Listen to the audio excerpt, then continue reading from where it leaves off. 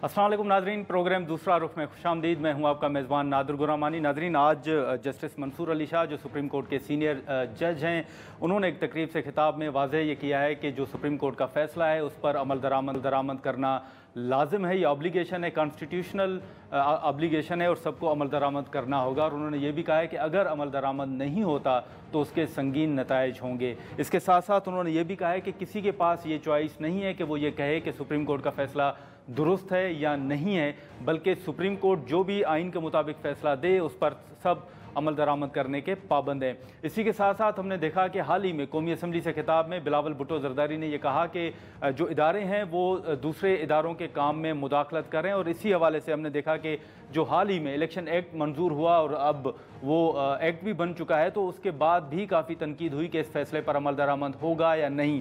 हाल ही में हमने देखा कि अपोजिशन इत्तेहाद के सरबराह महमूद खान अचकज़ई साहब ने यह तजवीज़ दी है कि शाहिद खाकान अब्बासी या मुस्तफ़ा नवाज़ खोखर साहब की सरबराही में एक नेशनल गवर्नमेंट जो है वो कायम की जाए और 4 माह के उस गवर्नमेंट के बाद जो मौजूदा हुकूमत है वो इंतखाबात की तरफ जाने का ऐलान करे। अब गवर्नर सिंध का मामला भी है। हम इन तमाम इशूज़ पर बात करेंगे। MQM के सीनियर रहनुमा सत्तार साहब हमारे साथ मौजूद हैं। सर, बहुत शुक्रिया, आपने वक्त निकाला।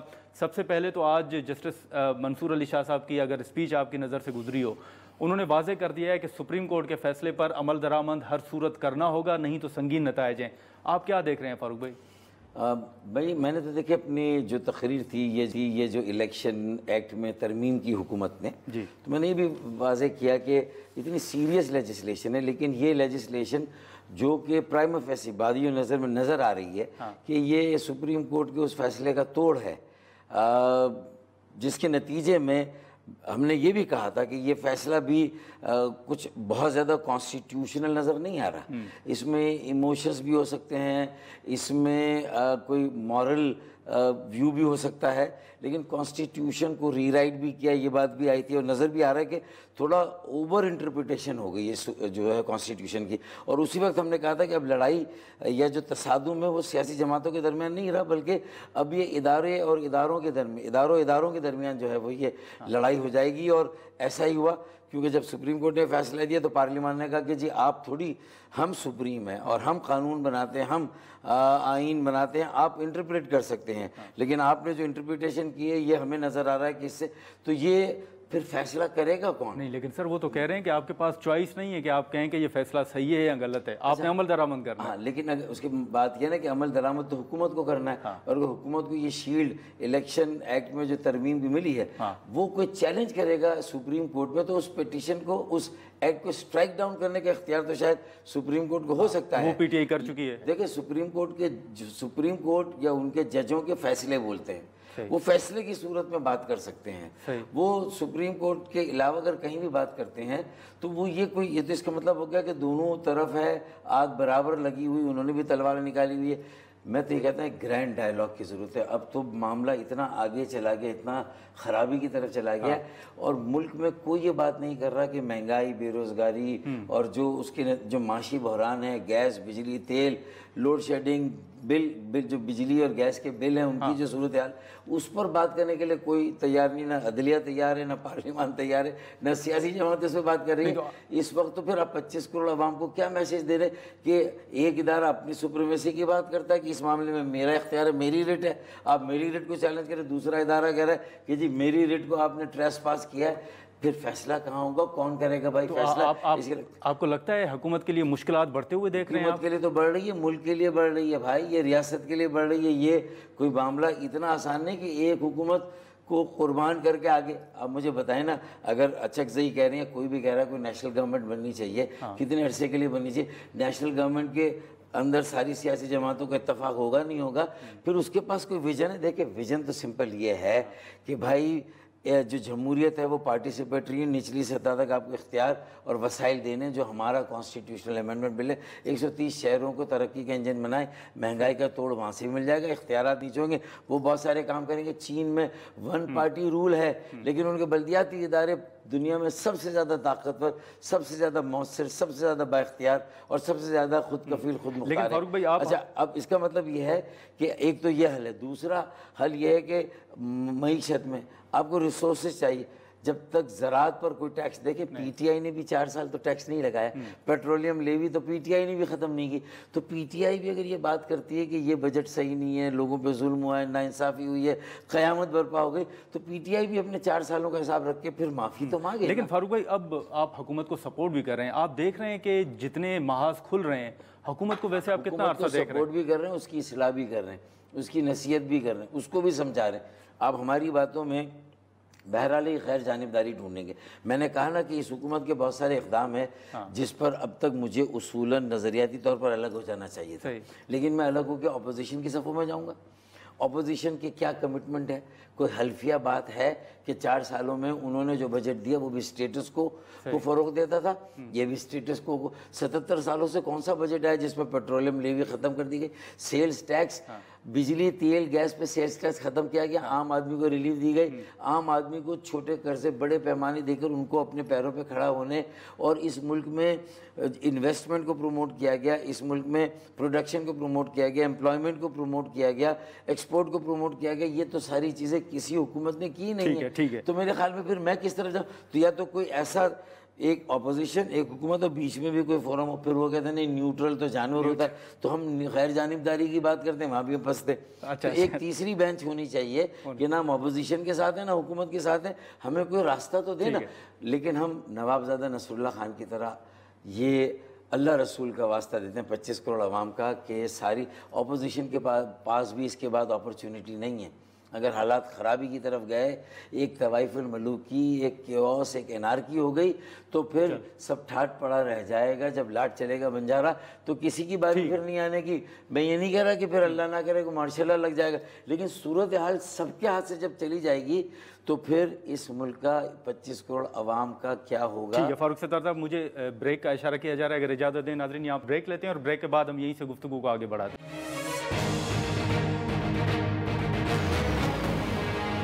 जी नाज़रीन, प्रोग्राम में दोबारा खुशामदीद।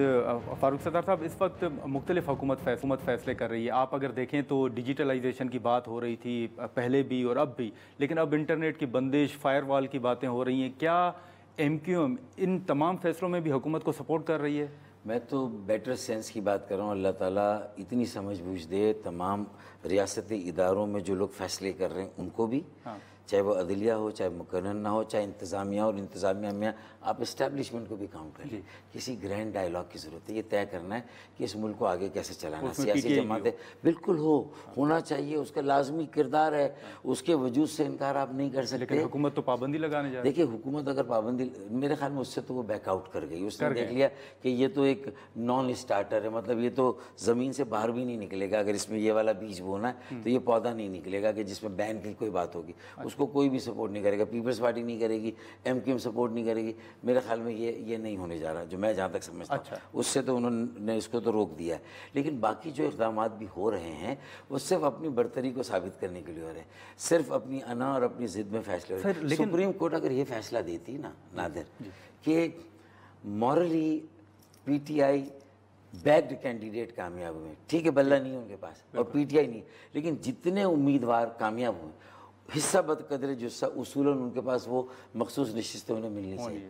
हम हुकूमत को इस बात का मशवरा देते हैं जिससे बाइंडिंग भी समझा जाए कि वो एक ऐसी लेजिस्लेशन करे कि खुद ये तय करे और अपने हाथों से ये कहे इलेक्शन एक्ट में तरमीम करके कि हाँ ये इनको सीटें मिलनी चाहिए। और वो जो पहले उन्होंने वो जो उम्मीदवार नई लिस्ट वो अब मौका दे, यानी जो इलेक्शन एक्ट 66 और जो 104 में जो उन्होंने तरमीम की वो उस वक्त करके उसमें स्पेस निकाल के उनको मौका दे देते और उनको जब इस बहाने से PTI को एंगेज करके आगे के लिए भी एंगेज करते। देखिए ये मसला हम हल कर रहे हैं, फिर फॉर्म 45, 47 पे भी बैठकर हम बात कर लेंगे। फिर 2018 में फॉर्म 46 पे आपने हमारा मैंडेट चुराया था। अब आप कह रहे हैं कि हमारे लोगों ने आपका मैंडेट चुराया, तो फिर हम 2018 से कहानी को खोलेंगे, कोई ऐसा कमीशन बनाएंगे जो 2018 के इलेक्शन को, देखिए बात निकलेगी तो बहुत दूर तक जाएगी, ठीक है ना। 2018 में तो बेवजह उदासी का सबब पूछेंगे, ये भी पूछेंगे कि तुम इतने परेशान क्यों,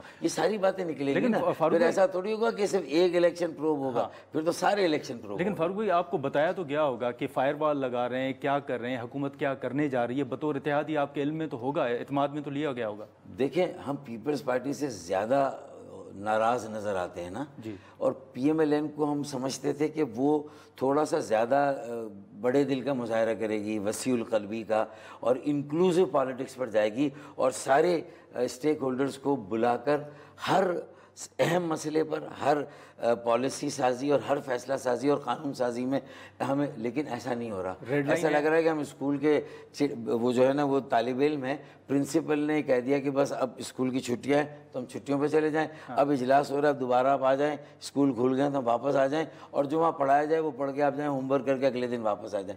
हमारा कोई अमल दखल नहीं कि सिलेबस क्या है, क्या पढ़ाया जा रहा है, हम इस तरह हमारे साथ ये सही नहीं है। नहीं, लेकिन सर माजरत के साथ फिर आप सपोर्ट क्यों कर रहे हैं?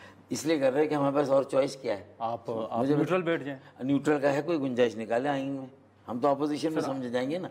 हाँ, तो हम तो अपोजिशन में समझाएंगे। चलें, अगर एक हिस्सा उसका पार्लिमानी ग्रुप तो बन सकता है ऐवान के अंदर। अच्छा, ये रोल अच्छा नहीं कि हुकूमत में रहते हुए जो उनकी गलत बातें हैं, हाँ, जो गलत इक़दाम है, उस पर भी खुलकर बात आपकी रेड लाइन है फारूक? आपको देखिए अभी 5 महीने हुए, मार्च में हुकूमत बनी, अप्रैल, मई, जून, जुलाई, अगस्त, जी, ये 5वां महीना चल रहा है। आप समझते हैं कि एक हुकूमत इश्क का कारवां चला भी नहीं और अभी से गुबार की बातें, ये तो गलतियों पर गलतियाँ। तो अपोजिशन ने कौन सा उन गलतियों को रोकने के लिए कोई ऑलिव ब्रांच दी कि ठीक है यार बात करते हैं, हाँ, सिलसिला चलना चाहिए। अगर हाफिज नईम ने एजिटेशन किया, सही किया, गलत किया, लेकिन एक इशू उठाया ना, बिल्कुल, तो जो बात करे उसको उसका इतना क्रेडिट देंगे तो कम से कम PTI ये बात करती है यार महंगाई बेरोजगारी के खात्मे के लिए इंगेज करते हैं एक दूसरे को। फारूक भाई, दो मुख्तसर सवाल होंगे। एक, गवर्नर सिंध की बड़ी बात चल रही है, कल से बशीर मेमन साहब का नाम भी चल रहा है, क्या फैसला हो चुका है बशीर मेमन साहब के नाम का? मैंने तो आज अपनी गुफ्तगू में भी कहा ना कि भाई ना किसी सोच के बारे में हुकूमत ने हमें शरीक किया, ना कोई फैसला है तो उसमें शरीक किया, और ये सारी बातें हमेशा अफवाहें साबित हुई है। ये खबर नहीं, ये ख्वाहिश है किसी की ना जो बार बार आ जाती है। कामरान टिसोरी साहब रहेंगे। कामरान टिसोरी हर ऐसी खबर के बाद फिर पहले से ज़्यादा काम करते हैं, पहले से ज़्यादा एनर्जाइज होते हैं। हाँ। उन्होंने पहले भी बीच में खबरें 80,000 नौजवानों को जमा करके, जो 50,000 बच्चों का IT का प्रोग्राम कराची में शुरू किया था वो वहाँ शुरू किया। लेकिन सर, और मुखैर हजरात उनके साथ ऐसे हैं, खुदा की कसम, जो कह रहे हैं कि इसमें करोड़ों रुपए लग रहे हैं, हम आपके साथ हैं क्योंकि हमें आप पे एतमाद है। गवर्नर सिंध तब्दील क्रेडिबल है, नहीं हो रहे ना, कहाँ हो रहे मुझे बताएं। सर, जो हुकूमत बनी थी, मुआहिदा था, मेरी बात सुने ना, हाँ, इसका मुआहिदा था पीपल्स पार्टी और नून लीग का कि पंजाब और KP पीपल्स पार्टी के पास होगा, बलूचिस्तान और सिंध नून लीग के पास। तो नून लीग ने कभी, नून लीग ने कहा, नून लीग को पीपल्स पार्टी ये तो प्रेशराइज नहीं कर सकती कि आप MQM का गवर्नर हटा के अपना लाए। उन्होंने अपनी जगह, अगर MQM का गवर्नर चल रहा है जो बहुत अच्छे काम कर रहा है, जो सबके लिए एक अच्छा नाम हासिल कर रहा है, भाई अगर उनके बारे में था कि शायद एस्टेब्लिशमेंट से भी उनके कोई ताल्लुकात रहे हैं, तो एस्टेब्लिशमेंट के लिए भी ये इससे अच्छा गवर्नर नहीं हो सकता। अगर ये गवर्नर कहीं उसकी नामजदगी में एस्टेब्लिशमेंट का भी, उनके लिए तो नेक नाम ही हो रही, बल्कि उन्हें तो चाहिए कि इस गवर्नर को पंजाब में ले जाए, 10,000 नौजवानों के लिए वहाँ भी IT का इंस्टीट्यूट पंजाब गवर्नर हाउस में बना दे, 10,000 का खैबर पख्तूनख्वा में बना दे, 10,000 का बलूचिस्तान में बना दे, आज़ाद कश्मीर में बना दे, सदर प्रेसिडेंट हाउस में जरदारी साहब 10-20,000 बच्चों के लिए बना दे, प्राइम मिनिस्टर, तो जो इतनी बड़ी बड़ी स्पेसेस, प्राइम मिनिस्टर हाउस, सदर हाउस, गवर्नर हाउस में, तो इसका मतलब देखिए मैं अगर मगर में ये 21 मरतबा सुन चुका हूँ, मैं जवाब इसका क्यों दूँ? अगर होगा तो देखी जाएगी ना। अच्छा। ये अगर मगर से स्पेकुलेशन इस पे क्यों की जा रही है? हाँ। जब मैं कह रहा हूँ ये खबर नहीं, ये ख्वाहिश है। अच्छा, हसरत उन गुंचों पे जो बिन खिले मुरझा गए। हाँ। 21 मरतबा इस ख्वाहिश का इजहार हुआ, खबर बनी और अपनी मौत आप मर गई। सर बहुत शुक्रिया। खालिद मकबूल सिद्दीकी ने क्लियरली कहा उनसे कोई शेयर। बिल्कुल, तो ठीक है सर, बहुत शुक्रिया, आपने वक्त निकाला। नाज़रीन, फारूक सत्तार साहब की गुफ्तगू। यहाँ पर हम एक शॉर्ट ब्रेक लेंगे और ब्रेक के बाद मुस्लिम लीग नून के रहनुमा बिलाल अजहर कियानी साहब हमें ज्वाइन करेंगे।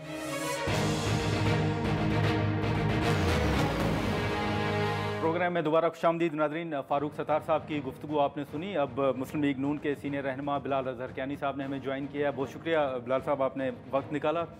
सबसे पहले तो जो आपने आप बिल भी लाए थे, हमने देखा कि वो गज़ट नोटिफिकेशन भी कल जारी हो चुका है, लेकिन आज जो सीनियर जज हैं सुप्रीम कोर्ट के, जस्टिस मंसूर अली शाह साहब, उन्होंने कहा है कि किसी के पास ये चॉइस नहीं है कि वो कहे कि सुप्रीम कोर्ट का फैसला सही है या गलत है, आपको अमल दरामद करना पड़ेगा। जी, बिस्मिल्लाहिर्रहमानिर्रहीम। नादर साहब बहुत शुक्रिया जी अपने शो में दावत देने का। देखिए, सबसे पहले तो जो बिल है जो पास हुआ है, जो मैं और मेरी कॉलीग ज़ैब जाफ़र साहब as a private member bill लेके आए थे, कौमी असम्बली ने उसको पास किया। पहले स्टैंडिंग कमेटी से पास हुआ, फिर कौमी असम्बली ने पास किया और फिर सेनेट ने पास किया। तो मैं सबसे पहले तो उन सारे पार्लियामेंटेरियंस का शुक्रिया अदा करना चाहूँगा जिन्होंने उस बिल को सपोर्ट किया, जिससे मेरा ये यकीन है कि हमारे इलेक्शन लॉ स्ट्रेंथन होंगे। और लॉ मेकिंग, कानून बनाना, इसका सिर्फ इख्तियार पार्लियामान के पास है। देखिए, जहाँ तक बात है, मैंने नहीं वो रिमार्क सुने जो आपने कही। देखिए, सुप्रीम कोर्ट को स्ट्रेंथन करना, उसकी इंटेग्रिटी रहना, ये हम सब के फ़ायदे में है। हम सब चाहते हैं कि हमारे सारे इदारे मजबूत हों और वीकन ना हों।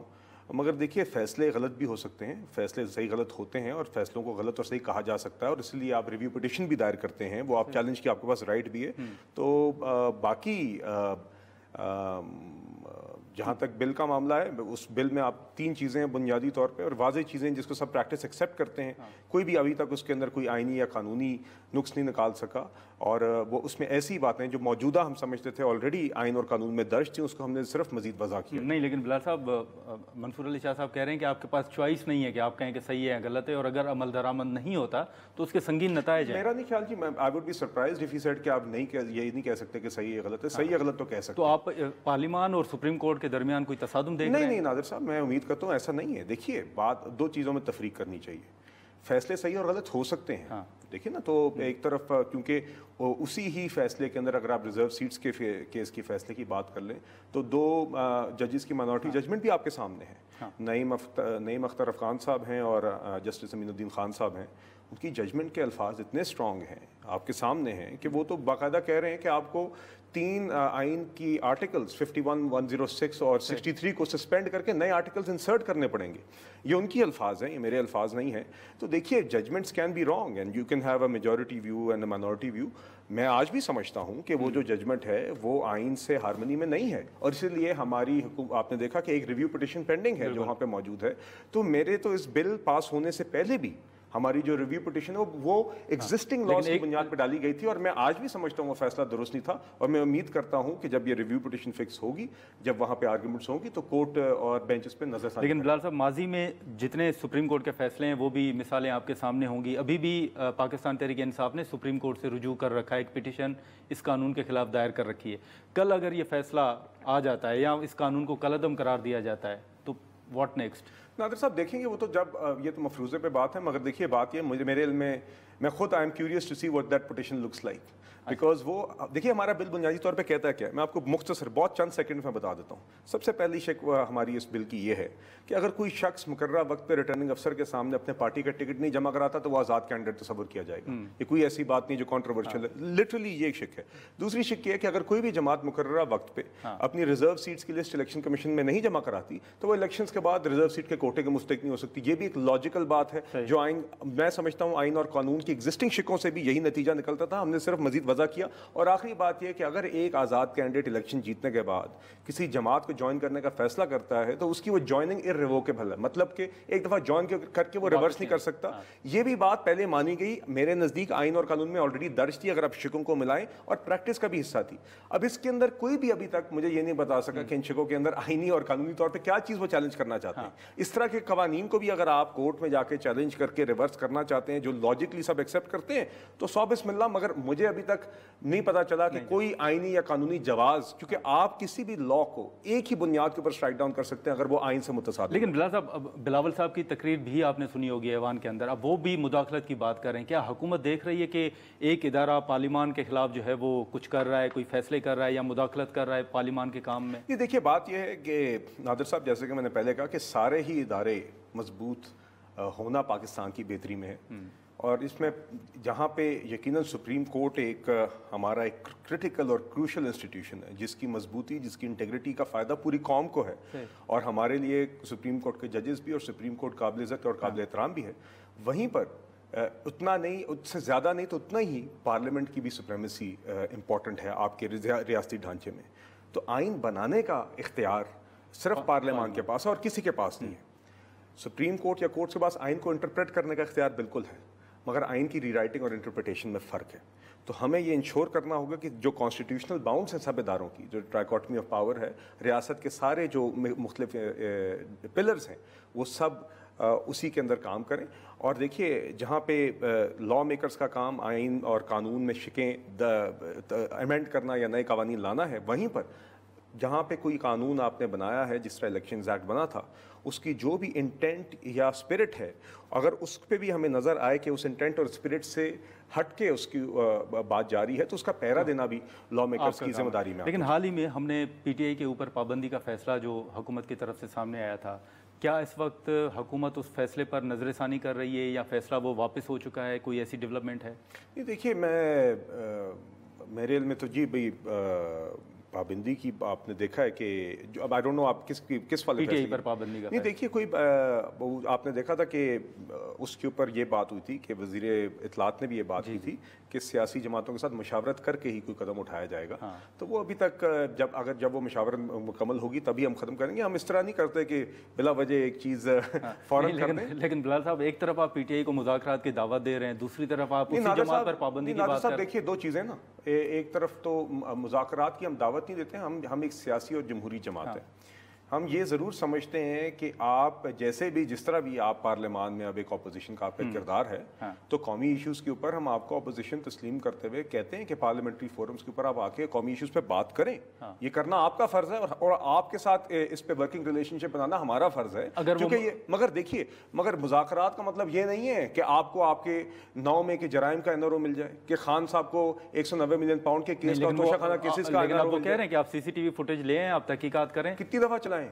आपके टीवी पे कौन सा सीसीटीवी फुटेज? रोजाना वीडियोस चलती हैं। क्या शहरियार अफरीदी नहीं कह रहे थे कि जीएचक्यू की तरफ चलें? क्या यास्मीन राशिद साहबा नहीं कह रही थी कोर कमांडर हाउस की तरफ चलें? क्या इनके दीगर लोग नहीं कह रहे थे कि आओ सब बाहर निकलो? क्या मुराद सईद की ऑडियो लीक सबके सामने नहीं है? और क्या चाहिए आपको? और मैं आपको उसी हवाले से जरा ये जरूर बताना चाहूंगा कि आपने अभी मिसाल देखी कि 10 दिन पहले यूके के अंदर राइट्स हुए, प्राइम मिनिस्टर ने आके बयान दिया कि arrest will follow, charges will follow, convictions will follow. और मैंने थोड़ी सी तहकीक वेल नोन मीडिया हाउसेस से ही, वेबसाइट से ही देखी की है। तो आप यहाँ पे देख सकते हैं कि बीबीसी के ऊपर सो फार 10 दिनों के अंदर 600 से ज्यादा लोग अरेस्ट हो चुके हैं, 150 लोग चार्ज हो चुके हैं और तकरीबन 30 से ज्यादा कन्विक्शंस ऑलरेडी हो चुकी हैं, जिसमें 2-2, 2.5 साल की कन्विक्शंस हैं। और इसमें ये देख लीजिए आप, यहाँ पे तफसीलात भी मीडिया के अंदर ऑलरेडी आ गई हैं कि एक शख्स है जिसने लिवरपूल में इंसिडेंट किया, वायलेंट डिसऑर्डर और setting fire to a police vehicle के ऊपर कन्विक्शन हुई और उसको 2 साल 5 महीनों की सजा भी होगी। इसी तरह आगे आपको ब्रेक डाउन मिल जाते हैं कि कौन से लोग किस चीज में चार्ज हुए, कौन से लोग किस तरह की सेंटेंसिंग हुई। इसी तरह यहाँ पे अब आप देख सकते हैं कि उन्होंने तस्वीरें निकाल दी उन लोगों को जो मतलूब है। क्राउन प्रोसिक्यूशन सर्विस ने यहाँ पे तफसीलात निकाल दी हैं कि वो कौन कौन सी जगह पे क्या क्या कन्विक्शंस या अरेस्ट या चार्जेस हो रहे हैं। और इसी तरह एक जज साहब ने तो ये भी रिमार्क दिया कि अगर आप कि बेल इस चीज पे भी रिफ्यूज होगी अगर आप राइट्स की साइडलाइंस पे देखते हुए भी पकड़े गए। तो देखिए यहाँ पे सवाल ये पैदा होता है, 9 मई के जराइम इससे भी काफी गुना ज्यादा थे। लेकिन बिलाल साहब, आपने भी तो गिरफ्तारियां की, गिरफ्तारियां बिल्कुल की, और अब वो आजाद भी हो रहे हैं, वो रिहा भी हो रहे हैं। उसमें से एक सीएम है खैबर पख्तूनख्वा के अंदर, कुछ आपके साथ बैठे हुए। बिल्कुल। तो फिर तो आपका नैरेटिव तो फिर गलत साबित हुआ। आपने कहा कि वो इन्वॉल्व नहीं। नादिर साहब, ये जुडिशरी के ऊपर सवाल है, जहां पे जिन वेस्टर्न डेमोक्रेसीज का ये हवाला देते हैं इमरान खान साहब और इनकी टीम, जिधर ये चिट्ठियां लिखते हैं, उधर आप देख लीजिए कि इससे लोअर दर्जे के जब वहां पे जराइम हो तो किस तरीके से 10 दिनों के अंदर 30 कन्विक्शंस होती हैं, 600 अरेस्ट होते हैं, 150 लोग चार्ज होते हैं। यही यहाँ पे अगर मंसूबा लगे तो साल पहले इनके ज्यादातर लोगों को कन्विक्शंस हो जानी चाहिए थी। ये बिल्कुल कन्विक्शंस शुड हैव फॉलोड। वहां पे प्राइम मिनिस्टर ने कहा कि convictions will follow and convictions have followed in less than 10 days. यही यहाँ पर होना चाहिए। तो आप समझते हैं कि जो जमानतें हुई हैं, जो केसेस खत्म हुए हैं, वो दुरुस्त नहीं? देखिए, मैं नादिर साहब सिर्फ ये कहता हूँ कि जो जराइम आपको सामने नजर आ रहे हैं, तोड़ फोड़ करते हुए, इंसाइटमेंट करते हुए आपको लोग सामने नजर आ रहे हैं। यहाँ पे सोशल मीडिया के पोस्ट के ऊपर लोगों की कन्विक्शंस हो गई है 10-10 दिनों के अंदर। मैंने आपको अभी बताया, उन्होंने कहा कि साइडलाइंस पे कोई खड़ा होकर देख के इंकरेज भी कर रहा है, उसके ऊपर चार्जेस और अरेस्ट और कन्विक्शंस की तरफ ही लेके जा रहे हैं। तो यहाँ पे उससे बड़े जराइम हुए। MM आलम का जहाज जलाया गया, कैप्टन कर्नल शेर खान के मुजस्मे तोड़े गए, कोर कमांडर हाउस पर हमला, GHQ पर हमला, सिविलियन और मिलिट्री इंस्टॉलेशन पे हमला, प्राइवेट प्रॉपर्टी का डैमेज अलग, और पूरे मुल्क में एक ही जमात के लोग उसके दुपट्टे पहन के और झंडे लहरा के, और एक शख्स गाड़ी के ऊपर खड़े होकर फौज की वर्दी की तौहीन कर रहा है। ये सब चीजें सबके सामने। ये चीज यहाँ पे होती, यूके में होती, जिसकी मिसालें दी जाती है, तो वहां पे साल पहले ये लोग कन्विक्ट। नाज़रीन, यहाँ पर एक शॉर्ट ब्रेक लेते हैं और ब्रेक के बाद यहीं से गुफ्तगू को आगे बढ़ाते हैं।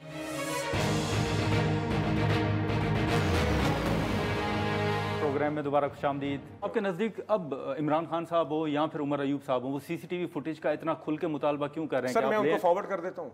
ये क्लिपिंग्स बार बार चल रही हैं, उनको अपने कॉलीग्स वहां पे नजर नहीं आ रहे जो खुद ये काम कर रहे हैं। उन्होंने उनके वही लोग जो रोजाना आप सबके टॉक शोज पे आके बैठते रहे, जो इनके मीडिया फेसेस हैं, वो सब इसमें मुलव्वस हैं, वो लोग सामने आपके मौजूद हैं। तो दिस इज, और इमरान खान साहब ने, आपको याद होगा 9 मई के अगले दिन, 9 मई के हवाले से खान साहब ने चंद दिन पहले अडयाला जेल में खुद ही इतराफ किया कि 9 मई की कॉल मैंने दी थी। और अगले दिन 9 मई के अगले दिन आपको याद होगा कि जब वहां पे उनकी वीडियो निकली थी हाई कोर्ट से, तो उन्होंने कहा था कि बिल्कुल अगर मुझे हाथ लाएंगे तो इस तरह ही होगा। उन्होंने अगले दिन उसकी बिल्कुल उसको उन्होंने कंडेम नहीं किया था, उसके बारे में कोई ऐसी बात नहीं की थी। तो देखिए बात यह है कि खान साहब अभी अल्लाह जाने उनकी ज़हनी कैफियत क्या है, क्योंकि कभी कहते हैं कि न्यूट्रल तो जानवर होता है, फिर कहते हैं अब आप न्यूट्रल हो जाएं, फिर कहते हैं कि फ़ौज कोई नुमाइंदा मुकर्रर कर रहे मुज़ाकरात के लिए, तो कभी गला पकड़ते हैं और कभी पाँव पड़ जाते हैं। तो आजकल पाँव पड़ने वाली कैफियत है, और अल्लाह ताला उनके तर्जुमानों को भी सब्र दे जिनको रोजाना आके इनकी कालेबाजियां डिफेंड आप पीटीआई को इंगेज करने का इरादा रखते हैं? ये देखिए नादर साहब, मैंने आपसे जैसे कहा, दो चीज़ों में तफरीक कर लेते हैं। पार्लियामान के अंदर वो मौजूद हैं, चाहे वो स्टैंडिंग कमेटीज़ हों, चाहे वो पार्लियामेंट का फोर हो, जो कौमी इशूज़ हैं उसके ऊपर जो इनका बतौर अपोजिशन जिस तरीके की इंगेजमेंट उनसे हमारी जिम्मेदारी बनती है वो हम करेंगे। अगर ये समझते हैं कि इनके जराइम का साफ करने के लिए हम इनसे कोई बैठ के मुज़ाकरात करना चाहते हैं, तो ये इनकी गलत फहमी है। महमूद खान अचकज़ई साहब कह रहे हैं कि आप कौमी हुकूमत कायम करें शाहिद खान अब्बासी और या मुस्तफ़ा नवाज़ खोखर की सरबराही में। ये देखिए, मुझे नहीं पता अचकज़ई साहब ये किस बुनियाद पे बात कर रहे हैं। एक पार्लियामान मौजूद है, जमातें वहाँ पे मौजूद हैं। पीटीआई के पास भी पूरा मौका था कि वो गवर्नमेंट फॉर्म करते, उन्होंने वो मौका ठुकराया। ये फरवरी के अंदर ये जिम्मेदारी से वो भागे, और ये हुकूमत इस टाइम पे लेना, जिस तरह के मुल्क मसाइल से गुजर रहा है, ये किसी के लिए भी फूलों का ताज नहीं था। मगर हमने पीपल्स पार्टी के साथ मिल के एक एग्रीमेंट की ताकि मुल्क के मसाइल के हल की तरफ चल सकें, ताकि उन मसाइल का हल कर सकें जिसकी इस मुल्क को जरूरत है। पीटीआई को मौका मिला, उन्होंने वो मौका, जिम्मेदारी से वो भागे। बिल्कुल, लेकिन बिलाल साहब, आप माजी में देखें कि जरदारी साहब गिरफ्तार हुए, शहबाज शरीफ साहब हुए, नवाज शरीफ साहब हुए और कई रहनुमा हुए, शाहिद खान अब्बासी साहब, लेकिन माजी में प्रोडक्शन आर्डर जो हैं वो जारी होते रहे हैं। अब ये बड़ी तनकीद हो रही है मुस्लिम लीग नून के ऊपर कि अयाज सादिक साहब जो पीटीआई के गिरफ्तार या मुबैना तौर पर लापता अफराद हैं, जो एमएनएज हैं, उनके प्रोडक्शन आर्डर जारी नहीं हो रहे। नहीं, मेरे इल्म में तो है जी, मैं आई कांट कंफर्म। अगर एक साहब अभी जो गिरफ्तार हुए हुए थे, फिर उनके ही लोगों ने उनको लेके चले गए और बाद में एयरपोर्ट से भागते हुए पकड़े गए हैं। अब मौसूफ उनके प्रोडक्शन ऑर्डर तो मेरे ख्याल से शायद इशू भी हुए थे, मगर I will have to confirm. और वो भी था जब वो भागने की कोशिश कर रहे थे। देखिए, तो भागने के बाद वो अरेस्ट हुए, पकड़े गए, भागते हुए पकड़े गए। और दूसरी बात नादिर साहब, एक चीज़ जरूर तफरीक कर लें, जितना एक तो दूसरी मैं आपको ये बता दूं, अयाज सादिक साहब बतौर स्पीकर बहुत फेयरली वो हाउस को चला रहे हैं, और बल्कि इनको जितना मौका ये चाहते हैं। उमर अयूब साहब अपनी इतनी गैर जिम्मेदारी से अपनी लीडर ऑफ अपोजिशन के इख्तियार का फ़ायदा उठा रहे हैं, क्योंकि लीडर ऑफ द अपोजिशन के पास एक प्रिविलेज होता है कि माइक ऑन हो जाता है, मगर वो बिल्कुल जिम्मेदारी से इसका फ़ायदा नहीं उठाते। इसके बावजूद उनको बहुत टाइम मिलता है बोलने का। मगर बात यह है कि हरगिज़ भी ये पनामा से अकामा निकलने वाले केसेस, ये बने बनाए हुए आपके वाइट कॉलर क्राइम के केसेस, जाली केसेस, जो उन सारे लीडर्स नवाज शरीफ साहब समेत जिनकी आपने बात की, उसका मवाजना 9 में जैसे जराइम के साथ ना करें, जो जराइम आवाम के सामने, इसकी नौयत कुछ और। एक मुख्तसर सवाल, आप डिजिटलाइजेशन की बात कर रहे थे, आप नौजवानों के मुस्तकबिल की बात कर रहे थे, लेकिन अब बड़ी तनकीद हो रही है कि मुल्क में फायरवॉल इंस्टॉल की जा रही है, इंटरनेट की बंदिश है, एक्स जो है वो नहीं चल रहा। हुकूमत क्या इरादा रखती है? क्या ये आप कंफर्म करेंगे कि फायरवॉल जो है उसकी तनसीब हो चुकी है? जी देखिए, मैं तो कोई फायरवॉल के हवाले से तो कोई ऐसी बात नहीं जानता, मगर मैं ये ज़रूर कहूँगा कि प्राइम मिनिस्टर साहब बिल्कुल पाकिस्तान की एक डिजिटल पाकिस्तान के इनिशिएटिव के ऊपर बिलीव करते हैं, और उनका पूरा जोर है इसके पीछे। और इस दफ़ा अगर आप देखें कि वसाइल की तंगी के बावजूद आईटी के लिए वसाइल पीएसडीपी के अंदर भी, हमारे डेवलपमेंट फंड्स के अंदर भी वक्फ किए गए हैं। और देखिए, जहाँ तक बात है, और बिल्कुल ही बिलीव्स कि हमें डिजिटाइजेशन की तरफ पूरी गवर्नमेंट को भी ले जाना होगा, पूरी इकॉनमी को लेके जाना होगा, ताकि हम 21वीं सदी में सही मायनों में अपनी मईशत को लेके जा सकें। इसी हवाले से आप देख रहे हैं कि एफबीआर में भी डिजिटाइजेशन का एक बड़ा प्रोजेक्ट चल रहा है। तो it is a big initiative of the government. चलें, ठीक है बिलाल साहब, बहुत शुक्रिया, आपने वक्त निकाला। नाज़रीन, बिलाल अज़रकियानी साहब की गुफ्तगू आपने सुनी। अब जस्टिस मंसूर अली शाह साहब ने जो रिमार्क्स दिए हैं उसके बाद देखें आने वाले दिनों में सुप्रीम कोर्ट से तहरीक इंसाफ ने भी रुजू कर रखा है, इस हवाले से डेवलपमेंट क्या सामने आती है। आज के प्रोग्राम में इतना ही, इजाज़त दीजिए, अल्लाह हाफ़िज़।